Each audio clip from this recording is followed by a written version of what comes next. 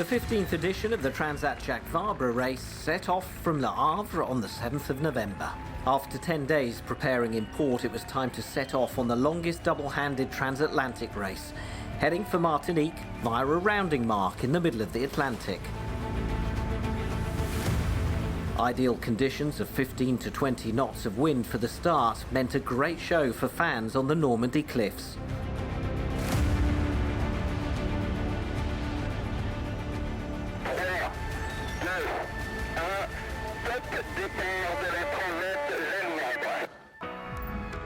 The 79 boats were divided into 4 different classes, ranging in length from 15 to 32 metres. The early part of the race saw all classes share the same course: English Channel, round the tip of Brittany and across the Bay of Biscay. The 50-foot trimarans, the Ocean 50, followed the same course as the 60-foot Imoca monohulls, both classes having to round the islands of Fernando de Noronha. The fastest boats are the All Teams, who followed a longer course, turning off Brazil before heading up towards Martinique. They would face the doldrums twice. Finally, the Class 40s, the smallest and slowest boats in the race, would round the Cape Verde Islands before heading directly across the Atlantic. What I'll remember about this Transat Jacques Vabre is the excitement that all 4 classes gave us. There wasn't a boring moment. It was richly engaging. A large high-pressure system over the Atlantic meant the early days of the race were very slow for the whole fleet. The All Teams took advantage of their size and speed to get through the English Channel on the first night. Escaping the currents around the tip of Brittany, they accelerated down the Atlantic. At their head, Frank Camas and Charles Caudrelier, who'd been first to the turning mark at Etretat and would never relinquish that lead. Behind Maxi Edmond de Rothschild, SVR Lazartigue, Actual, Banque Populaire and Sodebo were trying to keep up with the pace, and at times they came close to challenging the leaders, in particular in the light winds of the Bay of Biscay. But no matter what their rivals tried, Maxi Edmond de Rothschild was always better positioned. Camas and Caudrelier continued to extend their lead down to the doldrums.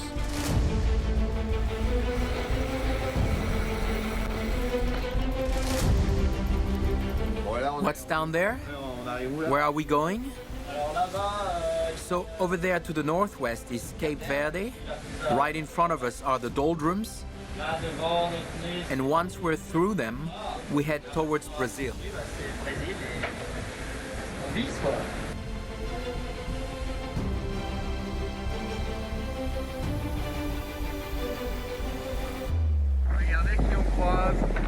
Banque Populaire recovered from a bad route choice off Brittany. Armel Leclerc and Kevin Escoffier chose to follow the Spanish and African coasts south before finally catching the leading group. SVR Lazartigue kept up a good pace before being left behind as they passed the tip of Spain in the only strong winds of the race. There was disaster for Sodebo, who collided with something on day 5, were forced to stop in Madeira for repairs and then continue the race with a much diminished boat.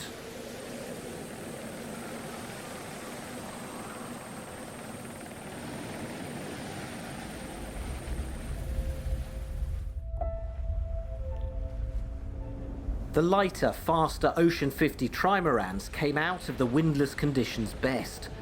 One boat in particular was able to exploit the situation. Erwin Leroux's Coesio. The purple trimaran of the 3 times winner of the Transat Jacques Vabre set the pace and held the lead for 5 days until the Canary Islands. Leroux chose to pass between the islands. His closest pursuers stayed to the west. It was a decision that saw Primonial come out in front. Coesio was left to skirt the African coast, joined by Leighton and Le Petit Doudou, before eventually turning west to rejoin the main group. It's breakfast time on board Les Petits Doudous. I've taken out the couscous as we're off the coast of Morocco. It's a seasonal dish. Soon, it will be the tropics. Primonial had found the trade winds and were away. After 7 days at sea, Sebastian Rogue and Matthew Subban reached Cape Verde with a lead of 170 miles. It was an advantage they held to the doldrums, where Coesio mounted a short-lived comeback. Primonial exited the doldrums first, picked up the trade winds and regained total control, reaching the waypoint at Fernando de Noronha on their 11th day at sea. A big right turn launched them into the final sprint towards Martinique.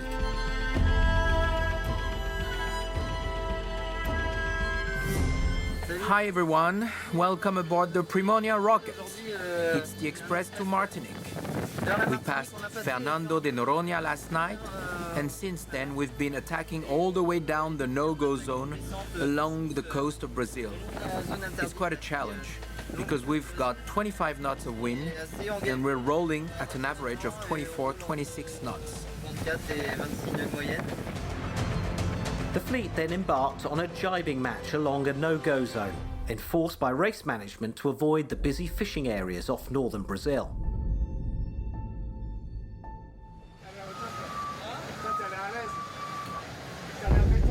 After a poor start to the race, Leighton were back in it. Sam Goodchild and Aymeric Le Chapelier, now second, were battling it out with Coesio, Solidaire en Peloton and Le Petit Doudou.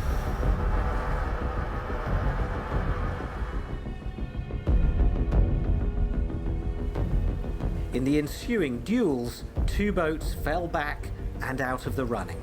Accueillera 4 and Group GCA.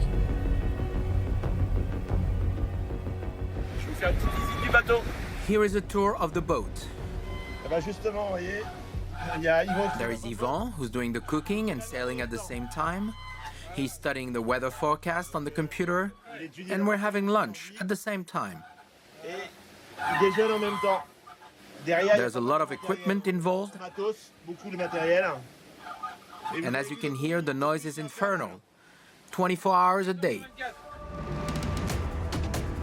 In the Imoca class, Apivia, the big race favourite, had made the best of the light airs. She had led the early stages, around the tip of Brittany and past Cape Finisterre. But it's in the unstable Portuguese trade winds that Thomas Rouillon and Jérémy Bayou begin to claw the distance back from Apivia. On day 6, approaching the island of Madeira, Linked Out and Charal head west of the fleet.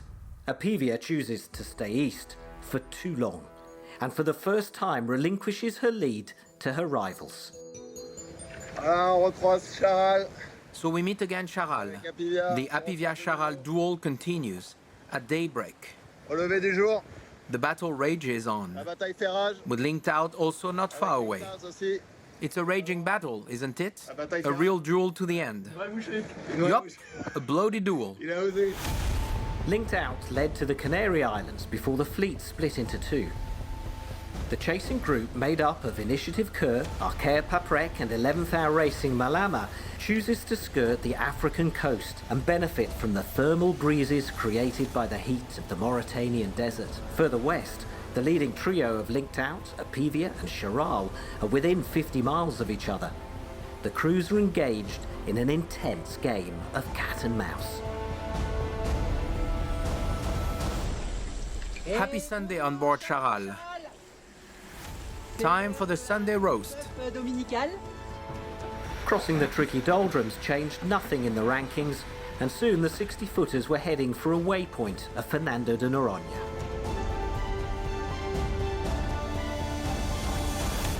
Linked Out reaches the archipelago on the night of the 20th of November after 13 days at sea.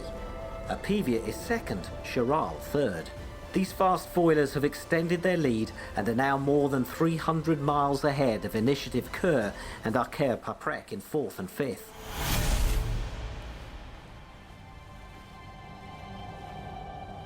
For the smaller and slower Class 40s, exiting the English Channel proved more than a little laborious.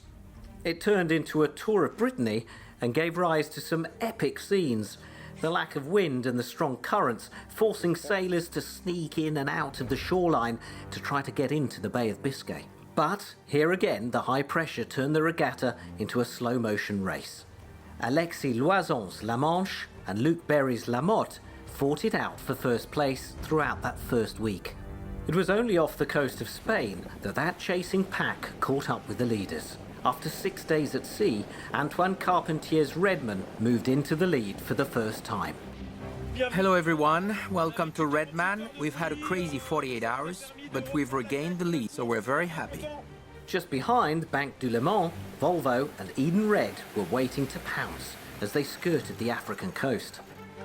The Canary Islands split the fleet, but Redman stayed in front, leading down to Cape Verde, where they turned for the long crossing to Martinique. There you go, ladies and gentlemen. Cape Verde Islands, which means we're halfway into the race. Les Canaries, c'est bon? The Canaries, that's great. Cape Verde next. With Cesaria Evora. We're coming. We're already barefoot. Meanwhile, in the Martinique capital, Fort-de-France, preparations for the finish were complete, with the pontoon of honour ready to welcome the first of the 77 competitors still racing. The Martinique people are here, everything's ready, the atmosphere is good, and the race village is magnificent. I've been watching this third leg of the Transat Jacques Vabre with amazement, as the village has been built and thinking, we've done it. We're ready to welcome our sailors.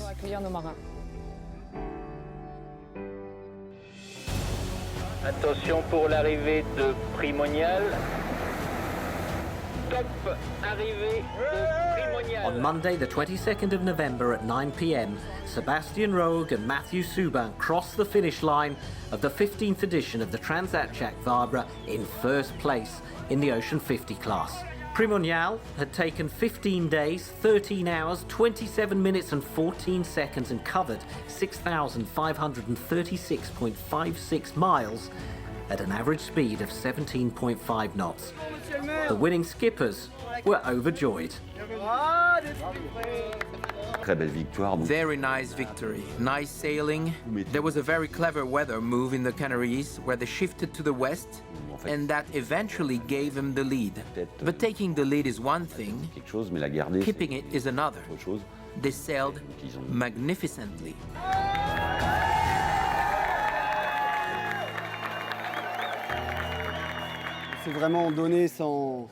We really gave it our all and didn't hold anything back. We gave everything we had, and it paid off, more than paid off. Spending 15 days on the boat with Matt was great. Over the next 4 hours through the Martinique night, Coesio and Leighton completed the podium. We didn't give up. We shook up this race and got people talking. We played our part, so it was really cool.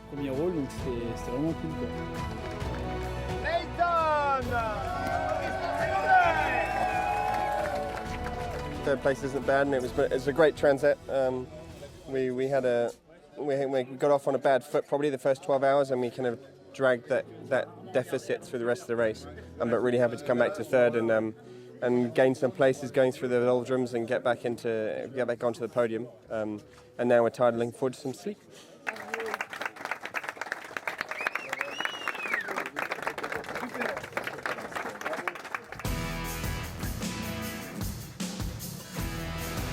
For the all teams, the final sprint was just as breathtaking. Maxi Edmond de Rothschild was slowed right down in a windless zone off Barbados. The others closed in. But just in time, the breeze returned and she crossed the finish line on Tuesday 23rd. Attention pour l'arrivée de Edmond de Rothschild, premier de la catégorie ultra. Top arrivée de Edmond de Rothschild, numéro 17. Bravo.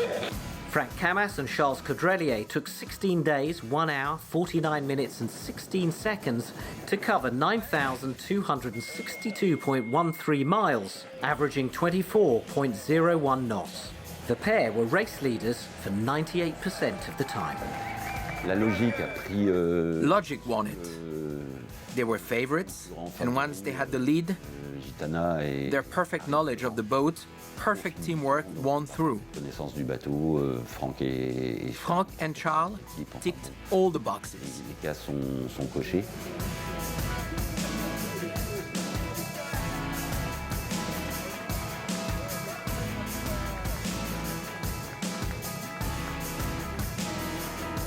This will be remembered as a great race.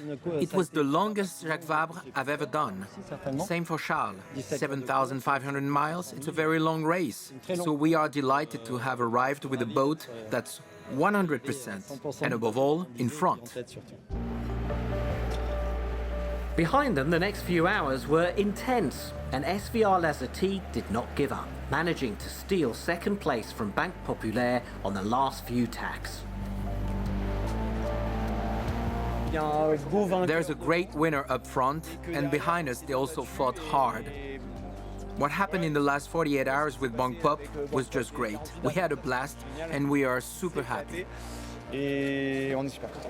La deuxième place, c'est quasiment une victoire pour François Gamard et Tom Laperche.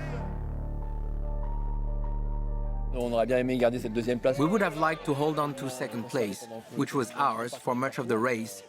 Mais au final, il y a beaucoup de But in the end, there are a lot of positives to come from this. de positifs, voilà, tout simplement. I'm on the podium with Kevin, with a boat that is in good shape, so all good. Bien en forme aussi, donc tant mieux. T'as repris du gras, toi, à part se mettre au vélo.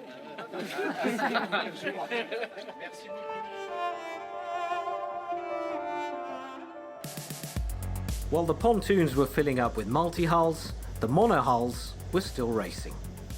In the stifling heat, the Imoca boats continued their close racing up the coast of South America.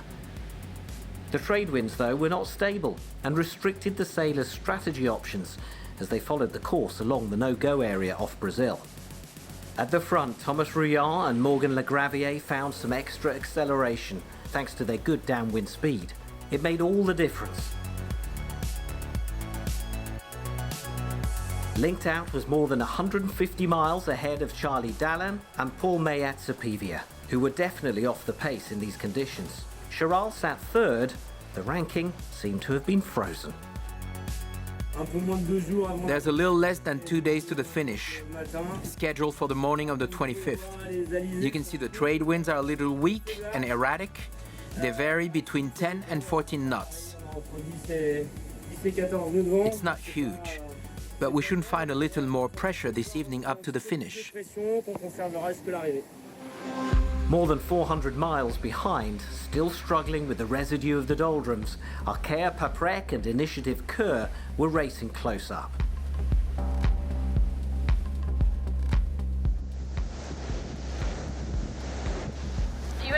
How many days of racing left? That's the big question. You'd expect 3 days of racing from here?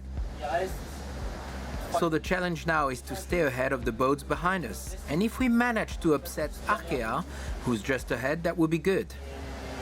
But I don't think they're going to let us do that. Even further back, Coram made a superb comeback and showed great downwind qualities to catch 11th Hour Racing's Malama. Co-skippers Charlie Enright of the USA and Pascal Bidegori of France had lost places as they struggled with a damaged keel.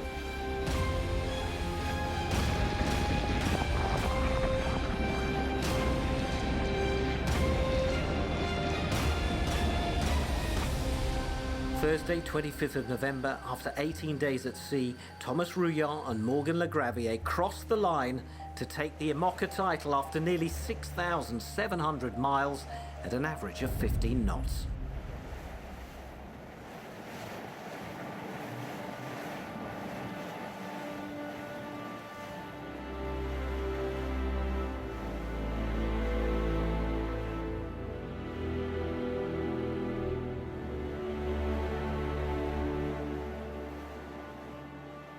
There's a time for everyone, I would say. There's a time when it has to come, and here it has come for Linked Out and Thomas, and it's great because it deserves it. Linked Out, 3 longueurs. Bravo les gars! Arrivée de Linked Out, vainqueur de la Transat Jacques Vabre en Imoca. Je sais pas si c'est la plus belle. I don't know if it's the best race because I've done 4 Transat with different teams, but it's certainly one of the best because it's shared. Il est aussi partagé. Parce qu'elle est construite. Because there's a whole team behind it. Et parce qu'il y a toute une équipe derrière.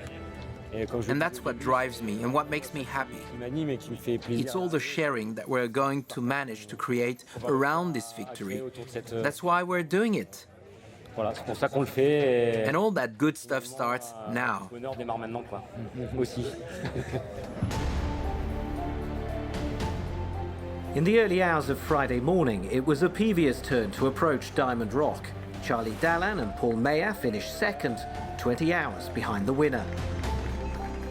Il a manqué peut-être deux, trois. We lacked 2 or 3 small ingredients, a touch of success and a touch of speed in certain conditions, but I'm very happy with this second place. Sa deuxième place, pardon. Charal crossed the line the following night to complete the podium for the 60-foot monohulls.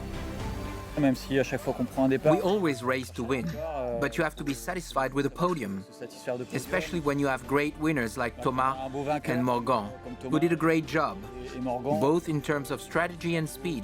au niveau trajectoire. We tried to optimize what we had as much as possible. We didn't make any mistakes, but they were better than us. So, big congratulations to them. Un grand bravo à eux.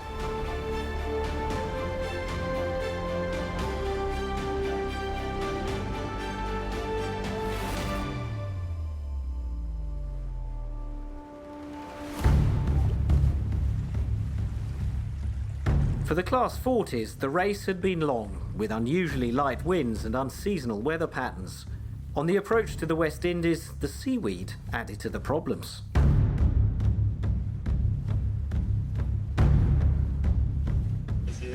We are into the last 3 days and the sargassum is everywhere. It gets caught in the keel, in the rudders. It's just hell. So what's the solution? The seaweed cane to remove it from the rudders.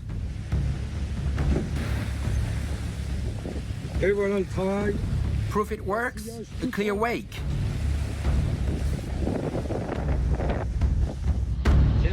We are bogged down in sargassum.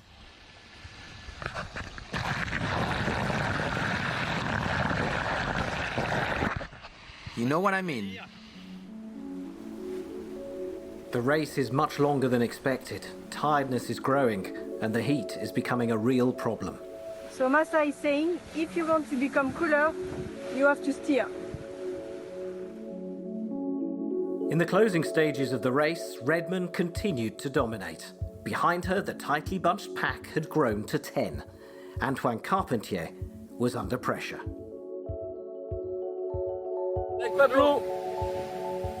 With Pablo, sunrise with a big cloud over there. We hope it's not going to bother us too much, but it's already the case as the wind just dropped. So the gaps will get smaller to add a little bit of stress, as if we didn't have enough of it. On Monday, 29th of November, Antoine Carpentier and Pablo Santurce del Arco won the Class 40 Transat Jacques Vabre in 21 days, 22 hours, covering 5,500 miles at an average speed of 10 knots. I want to cry with relief. With Pablo, we gave it our all. We were the best. For Carpentier, it's a third consecutive victory in 2 different boat classes. I have always said a good victory requires effort, and we were under pressure all the way to the end. We could see the Swiss were coming back at us with the wind building behind them. We worried how much that wind would grow. It's great when you fight like that. That's what we like. So we're very happy to finish first. It was tough, but that's what we like. Second place went to Banque du Le Mans. After 22 days of racing, the Swiss pair of Valentin Gauthier and Simon Costa were just 1 hour and 4 minutes behind the winners. No, not disappointed at all. We would have taken this before the start. It's a close fleet with many well-trained and well-prepared sailors. We are very happy to be here in this position. It was third for Cédric Chateau and Jérémy Millon, who made the podium after a great final week comeback. On n'a jamais pensé à remonter. We never expected to make the podium at our first attempt. To have even made the top 10 would have been incredible, but when we found ourselves there, we just kept going. Rien lâché et encore jusqu'à il y a quelques jours parce que là on était bien revenus et It was a huge blow when our spinnaker ripped, but we kept pushing, gave it our all, and we've done it. on s'est donné corps et âme dessus et ça l'a fait.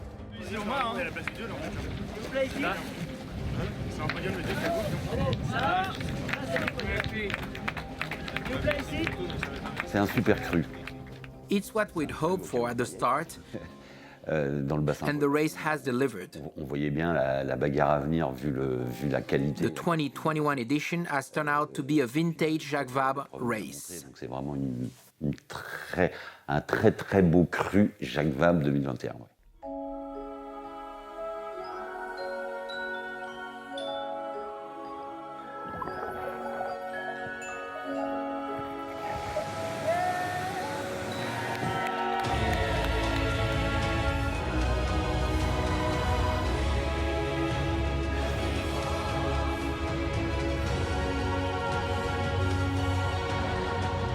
Despite the unusual weather for the season, the race lived up to its promise of intensity and high-performance racing. See you again in 2023 for the next Transat Jacques Vabre race.